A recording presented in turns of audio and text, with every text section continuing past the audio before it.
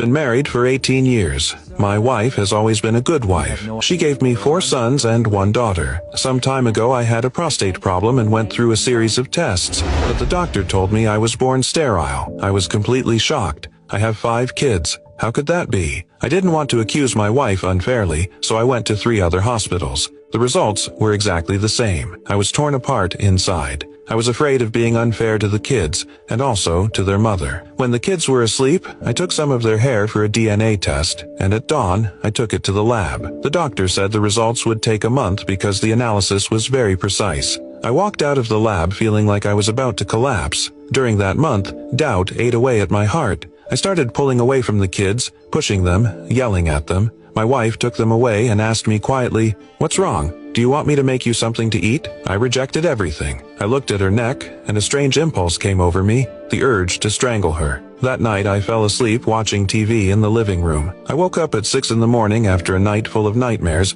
where I killed my wife and my children, and then killed myself. I sat outside the house, watching from a distance, secretly keeping an eye on her. She barely went out, and no one came to visit her. 1 week before the expected results, I went to push the lab, and they told me it would be delayed another week. I almost lost my mind. I left the lab and decided to see my closest friend. He works in import and export, and for years he has supported me like a brother. When he saw me, he asked what was wrong, and I told him everything through tears. He smiled slightly and said, "That's all? Those are your children. Your wife is innocent. Don't let suspicion destroy you." He gave examples of people who had children and years later discovered they were sterile, and said the results would prove it. I calmed down a little, but at home I was still irritable. My wife asked why I got back at 7 and I yelled, "What does it have to do with you? I come back late if I want to." The kids came over like always to play with me, but I yelled, "Anyone who comes close, I'll hit them. Stay away. I'm sick and exhausted." While I was saying that, my heart was breaking. That night, I fell asleep again in front of the TV in the living room. The next day, I went to see him again. When I parked in front of his company,